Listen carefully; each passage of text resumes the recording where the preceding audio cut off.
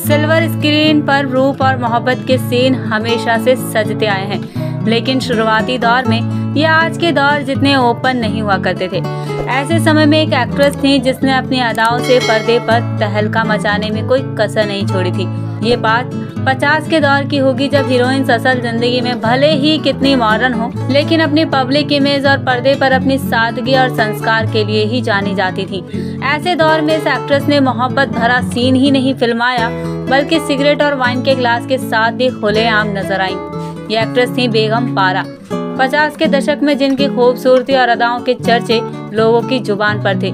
बेगम पारा का असली नाम जुबैद उल हक था और उनका जन्म पंजाब के झेलम में हुआ था, जो कि उस वक्त के ब्रिटिश इंडिया और इस वक्त के पाकिस्तान में आता है। शायद ही आपको ये पता हो कि मुस्लिम परिवार में जन्मी पारा के 10 भाई बहन थे। पारा की परवरिश बीकानेर राजस्थान में हुई थी। उनके पिता मियां एहसान उल हक बीकानेर में ही चीफ जस्टिस थे। बेगम पारा ने अपनी पढ़ाई अलीगढ़ यूनिवर्सिटी से की थी। बेगम पारा पाकिस्तान की रहने वाली थी, लेकिन उनके भाई बॉलीवुड का रुख कर चुके थे, जिनसे मिलने वो यहाँ कभी कभार आया जाया करती थी। फिर ऐसा हुआ कि वो यहीं की होकर रह गई।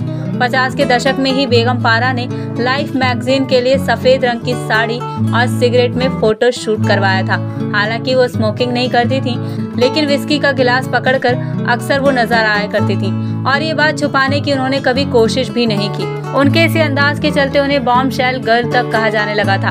एक इंटरव्यू में बेगम पारा ने बताया था कि उन्होंने चांद फिल्म में लव मेकिंग सीन दिया था। इस फिल्म में हीरो और हीरोइन एक दूसरे का हाथ थामकर आंखों से आंखें मिलाते हुए गाना गा रहे थे। उन दिनों पर्दों पर इतना ही सीन देना लव मेकिंग सीन माना जाता था।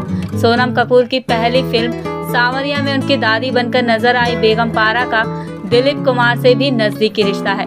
उन्होंने दिलीप कुमार के छोटे भाई नासिर खान से शादी की थी और इसी रिश्ते से वह उनकी भाभी भी लगती थी।